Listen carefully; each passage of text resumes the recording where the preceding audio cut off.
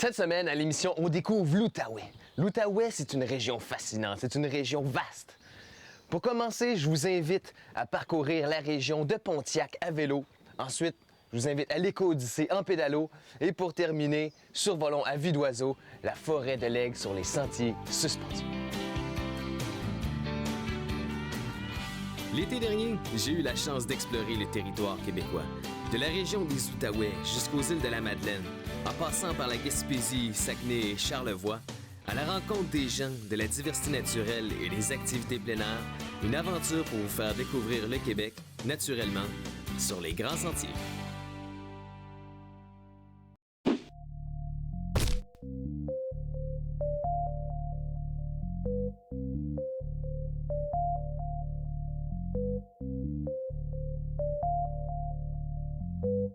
Aujourd'hui, on est en Outaouais, on est en pleine région de Pontiac et puis on va rencontrer Rémi qui va nous faire découvrir la région de Fort-Coulombe. On a plusieurs monuments historiques ici à découvrir. Il y a même des sites archéologiques. Je pense qu'on va en découvrir là avec Rémi. Située au nord-ouest de Gatineau, la région du Pontiac longe la majestueuse rivière des Outaouais. Cette région est encore peu connue des touristes, mais parions que dans quelques années, elle deviendra une destination de prédilection. C'est sur l'ancienne voie ferrée, devenue la piste cyclable du PPJ, que j'entame mon exploration du territoire, des villages pittoresques et des attraits touristiques. Bonjour Rémi. Bonjour Charles, ça va bien? Ça va très bien. Good. Et c'est un bel endroit, Fort-Coulombe. C'est un beau petit coin de pays, évidemment. Ça me fait plaisir que tu sois ici. Bienvenue. Bienvenue à Fort-Coulombe. Merci Bienvenue beaucoup. dans le Pontiac également. Comme on sait, notre piste cyclable traverse le Pontiac d'un bout à l'autre. Il y a 92 km de piste cyclable. Ah, ça Ouais. en fait une longue piste. Finalement. C'est ça, mais ce qui est intéressant, c'est que ça passe à travers plein de petits villages. Donc, on peut vraiment moduler là, ce qu'on a le goût de faire. Donc, Et puis je pense qu'il y a des belles choses à voir ici à Fort-Coulombe. Je joue dans les petits villages alentours. Je pense qu'il y a beaucoup de patrimoine au niveau de l'architecture. Exactement, exactement. Puis on est dans un des villages, justement, tu en parles, c'est intéressant. Juste à l'arrière-plan, ici, on peut voir l'église Saint-Andrews. Comme je disais aux gens au petit café ce matin, c'est une église qui a été construite dans les années 1800 par la famille Bryson, qui étaient des barons du bois. Et puis, à l'époque, ils étaient très prévoyants. Ils avaient mis de l'argent en fiducie. Et puis aujourd'hui, il est encore entretenu par ces fonds en fiducie. Là. Ouais, bien, je pense qu'on va pouvoir aller découvrir ça. Exactement. Puis en plus, on suit la magnifique rivière des Outaouais, puis on va avoir plein de belles vues tout au long de la journée. Donc, On y va? excellent, je te suis. OK, c'est beau.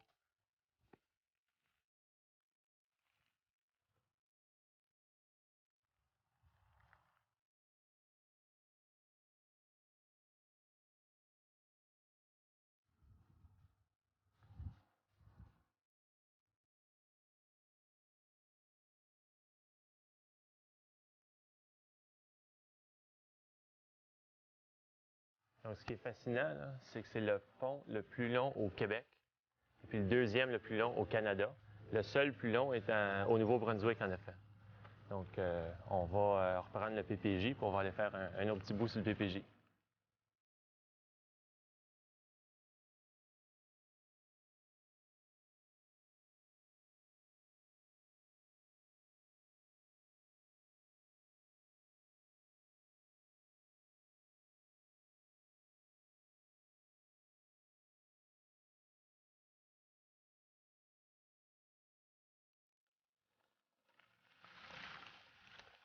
Donc, ici, on est arrivé à la limite du village de Fort-Coulonge, on peut reprendre le PPJ.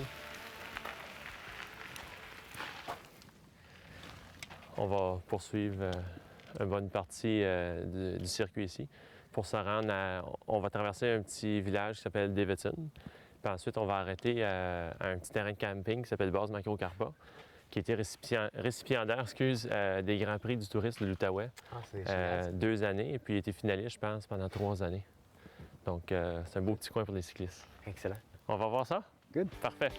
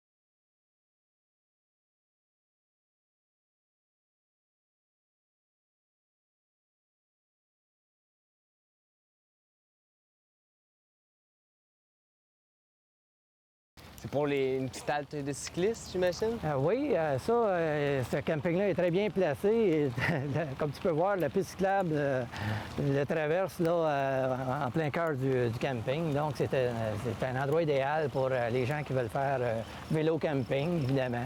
Et ça peut servir aussi de base, de camp de base pour explorer également le Pontiac.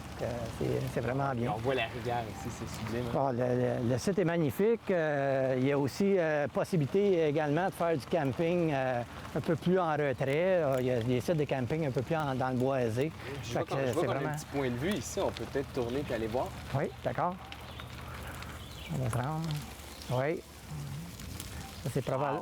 C'est le quai pour le camping. Oh, wow, ça, c'est un plan d'eau, hein, Régent? Oui, ça, c'est ce qu'on appelle le lac Coulonge, finalement. C'est formé par la rivière des Outaouais. C'est un élargissement de la rivière. Fait que ça, tantôt, si tu regardes, on va passer un peu plus loin quand on va quitter le camping. On va poursuivre notre route. Puis la piste cyclable allonge la rivière des Outaouais. Puis en direction du village de Waltham, qui se trouve être à l'ouest d'ici. Il y a l'air d'avoir des belles plages aussi là-bas avec le couvert végétal. Il y a des belles plages de sable du long d'Outaouais, c'est assez impressionnant. Il y a des belles sections là, pour la baignade également. Après une journée à vélo, ça fait vraiment du bien d'être sur le bord de l'eau. Tout au long de la rivière des Outaouais dans le Pontiac, on y retrouve des belles plages, des endroits pour pratiquer des activités nautiques, comme le kayak, le bateau, la pêche et la natation. Mais en vélo dans le sable, c'est pas une bonne idée. Mais ça fait beau pour la photo.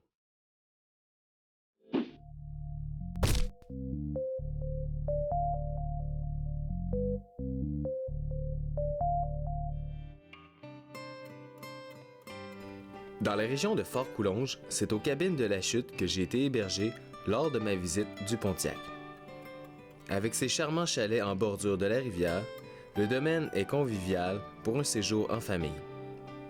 À proximité d'une multitude d'activités, les cabines de la Chute sauront faire de votre visite une expérience agréable et ce, en toute saison.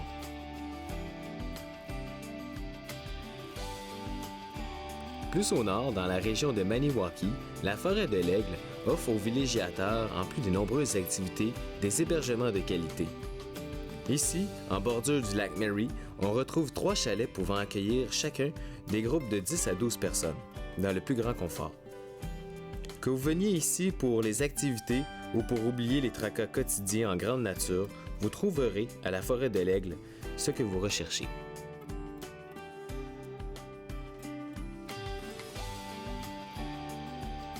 Les cabines de la Chute et les chalets de la forêt de l'Aigle, 2 endroits à découvrir en Outaouais.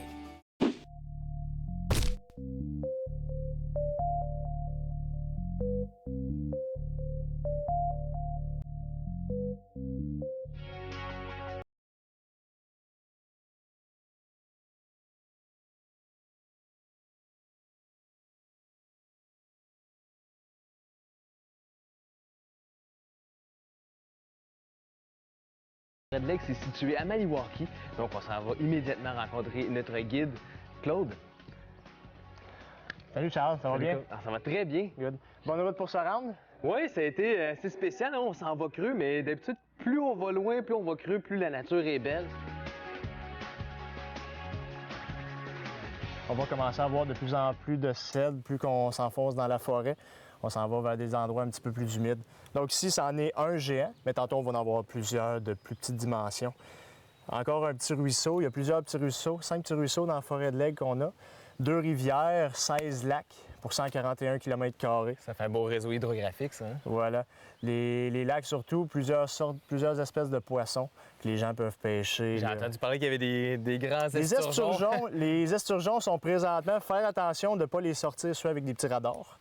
Okay. Parce qu'ils sont présentement, ils étudient les esturgeons, voir le système de frais qu'ils utilisent l'été, l'hiver, leur cheminement qu'ils font pendant l'année. OK. Ah, c'est intéressant, ça. Donc, il y a des études aussi au niveau de la faune. Voilà, on essaye de protéger aussi la tortue des bois, la chélide serpentine. On a aussi des petites tortues peintes, mais c'est surtout la tortue des bois qu'on essaye de protéger ici.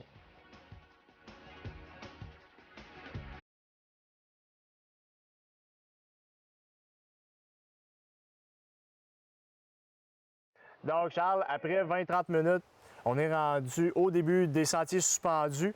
Maintenant, à partir d'ici, je parle plus. Je te laisse vraiment observer la nature. Explorer. C'est à toi, c'est ton expérience. 1 heure et demie dans les airs à ton rythme. Selon ce que ça tente. Si tu as des questions encore, ça va me faire plaisir d'y répondre. Mais je te laisse ton moment. C'est rare qu'on va avoir la chance d'être au-dessus des arbres comme ça.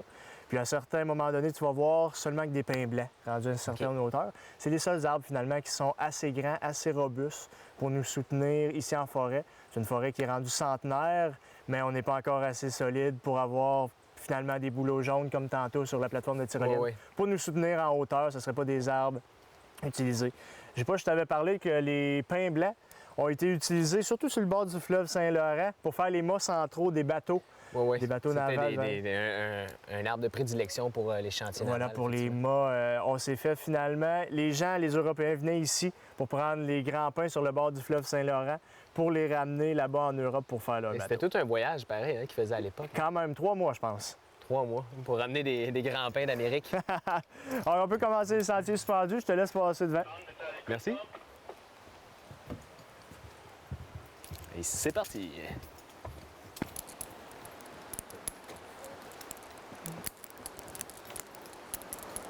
Donc là, on se dirige vers un pont suspendu au-dessus de la rivière. Au-dessus de la rivière, c'est le premier qu'on va voir dans la journée finalement au-dessus de la rivière. On va être environ à 11 mètres au-dessus de la rivière Hibou. C'est là que les gens vont pouvoir se suspendre, vaincre une peur ou simplement se laisser aller, avoir un petit feeling supplémentaire. On verra. On va voir ça.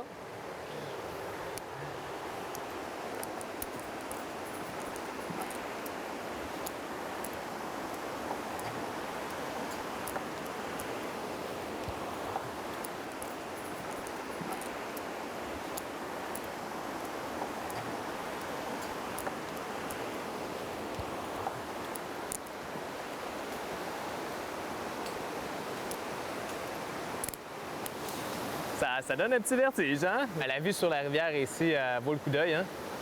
Très calme. Avec les petits rapides, Oui. les belles petites roches. C'est un autre effet. C'est tellement intéressant de découvrir la forêt, mais vu d'en haut, souvent on se promène en dessous, on regarde les feuillages, mais le voir d'en haut, c'est toujours un gage de meilleur plan de vue. On a vraiment une bonne vue ici, c'est exceptionnel, hein?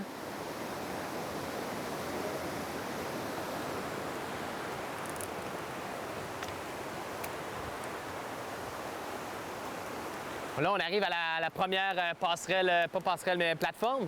La première plateforme plus importante, ceux-ci peuvent accueillir jusqu'à 13-14 personnes en même temps. C'est des plateformes qui ont été faites super solides, puis on voit qu'ils sont stabilisés dans les 4 coins Ben ouais, hein, pour pas que ça stable. bouge. Les gens peuvent être peut-être plus confortables des fois après avoir passé la rivière, après avoir eu peut-être un petit haut le cœur, montée, là, un un petit petit- quelque chose. Les bon gens vont feeling. pouvoir, c'est ça, relaxer un petit peu sur un endroit qui est vraiment, vraiment stable, parce qu'ensuite, on s'en va sur les autres passerelles, finalement, qui vont continuer à sauter un petit peu.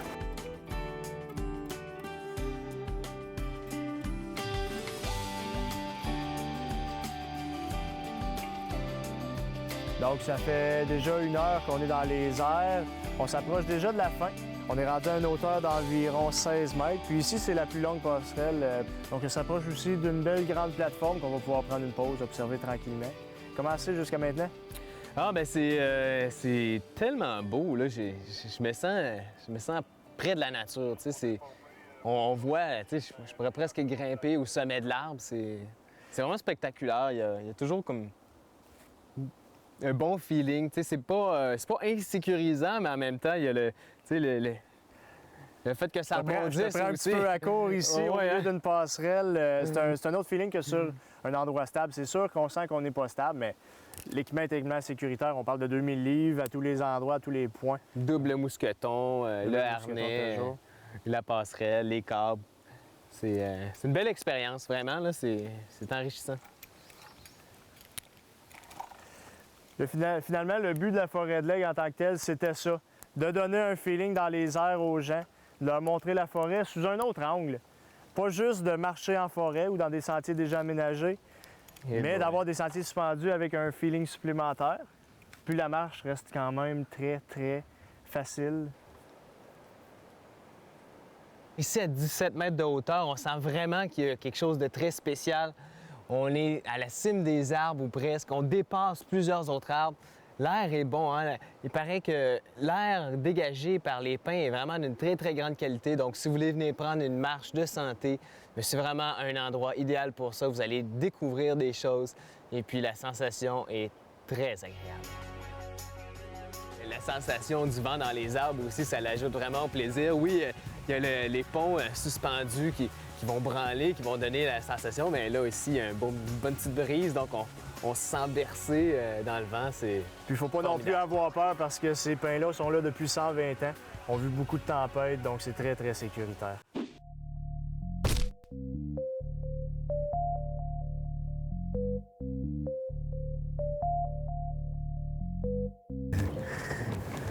Donc là, on a trouvé le premier indice. On a pris le premier indice. Excellent. Là, on n'est pas à l'autre intersection, par exemple. On est au prochain boulevard de la Corneille d'Amérique. Non, l'autre, c'est... On devrait avoir... Vers l'ours. Vers l'ours 3. Faut-tu, là, on a notre point de contrôle qui est l'ours 3 et c'est aussi notre direction. On voit des morceaux de bois rongés par les castors. Ah, on en a plusieurs. J'ai 2 familles de castors aussi. C'est eux autres qu'on va voir le soir. Pour ma prochaine aventure, je vous emmène découvrir un site unique en Amérique du Nord et possiblement au monde, le labyrinthe de Eco Odyssey. Le labyrinthe est situé à une trentaine de minutes au nord-ouest de Gatineau, dans la région de Wakefield. C'est à bord d'un pédalo que je vais parcourir les 6 km de voies navigables. L'aventure amène le visiteur à découvrir le monde des marais, des plantes, des grenouilles et des oiseaux, mais le tout, heureusement, sans les moustiques. À Eco Odyssey, c'est une véritable chasse au trésor qui attend les aventuriers. Michel, si on récapitule, c'est vraiment une aventure écotouristique ici à l'Odyssée. Oui, c'est vraiment une aventure écotouristique. Tu vas dans des milieux qu'habituellement, tu vas pas. C'est des milieux qui sont inaccessibles. Tu peux y aller des fois en grand botte ou avec des kayaks, mais très difficiles. Tandis que là, tu t'en vas dans le milieu d'un marais où c'est très riche en biodiversité, assis comme dans ton salon. Et puis à ce moment-là, le pédalo devient vraiment quelque chose d'utile, de pratique. On se dit, qu'est-ce qu'on va faire en pédalo? Mais c'est mixer l'aventure avec un labyrinthe, avec les pédalos qui nous permettent justement de s'arrêter, de bouger un peu partout, d'interpréter la nature aussi, parce qu'on a un super bon guide. Tu as un guide, puis tu as une aventure comme un rallye, c'est-à-dire que là, à chaque intersection, il faut que tu prennes une décision. C'est très convivial, parce que quand tu es deux, faut que tu te parles. Oui, il faut que tu communiques. C'est-tu tel oiseau, c'est-tu telle plante? Puis là, si tu communiques pas, ça va pas bien, tu finis par communiquer. On a eu quelques petites anecdotes avec comme un père et un fils, que quand ils sont partis, ça se engueulait tout le temps. Ils sont venus, puis ils riaient tous les deux, puis ils ont eu bien du fun. Ben oui. T'es obligé. Puis, dans le pédalo, qui est souvent très péjoratif au niveau écotourisme. Ben oui, on se dit, c'est pas de l'aventure en pédalo, non, mais finalement, c'est tellement approprié. Ça prenait ça.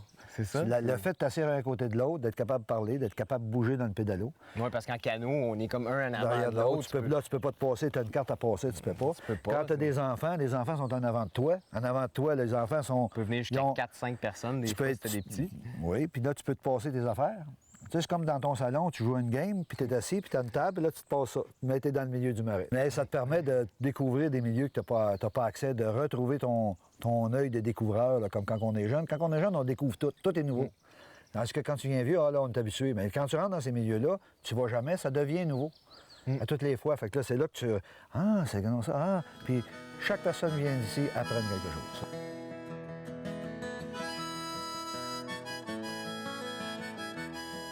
Puis pour récapituler, qu'est-ce qu'on va voir, en fait, dans la nature ici? Au niveau des animaux, ça dépend. Dans le jour, tu vas voir beaucoup d'oiseaux, parce que c'est des animaux diurnes. Pour voir les mammifères et ainsi de suite, il faut que tu viennes en fin de journée. Le soir, quand ils sortent, c'est des animaux nocturnes, là, c'est beaucoup plus actif. On a des aventures le soir qui sont avec un guide pour justement aller voir les espèces animales. Après avoir parcouru le labyrinthe aquatique, d'avoir observé plusieurs plantes, plusieurs animaux, la faune, la flore, évidemment, on se dirige maintenant vers une autre épreuve qui est l'anagramme. Donc, on doit repérer des grenouilles un peu partout dans la forêt, dans des guides vraiment très intéressants. Et puis, à partir de là, on va pouvoir réaliser le mot mystère, donc l'anagramme. Alors, on a tous les amphibiens, tous les canards, plein de types de plantes. On retrouve vraiment tout. Vous voyez, je pense que je l'ai repéré. Je crois que c'est la grenouille du Nord qui a une petite bande blanche avec un masque noir sur les yeux, page 68. Donc, je me dirige à la page 78.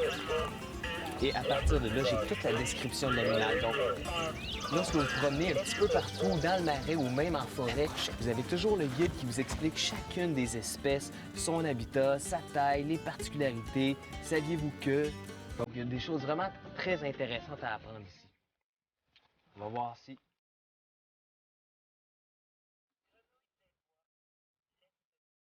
Grenouille des bois, lettre C. Lettre C. Grenouille des bois. C. C. On poursuit.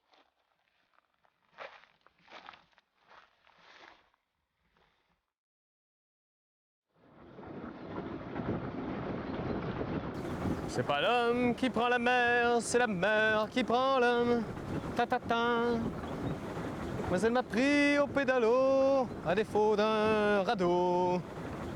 Moi la mer, elle m'a pris, c'était un jeudi.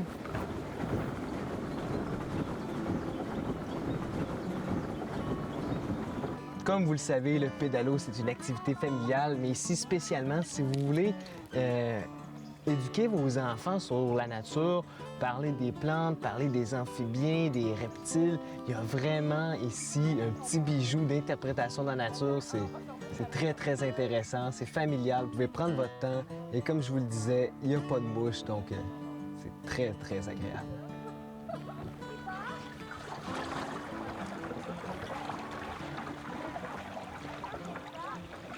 Il y a peut-être des crocodiles, on ne sait pas. On n'a pas besoin nécessairement d'être en canot ici, tu sais. C'est des tout petits corridors, c'est un petit bayou, c'est une belle région. Puis Maniwaki aussi, là, la forêt de l'Aigle, c'est... Hey, on était dans les airs à 20 mètres là, d'altitude. Les ponts branlaient un peu. On se sentait en sécurité, mais c'était vraiment... Wow! Des vues, là, des vues splendides, des vieux arbres centenaires aussi, puis la région de Pontiac. Là. Il y en a-tu des beaux paysages là-bas? Vraiment, l'agriculture là-bas, c'est wow! C'est beau, les plages, la rivière des Outaouais, le plus long pont couvert au Québec. Donc, ouais, c'est beau, les Outaouais, ça donne le goût d'y retourner.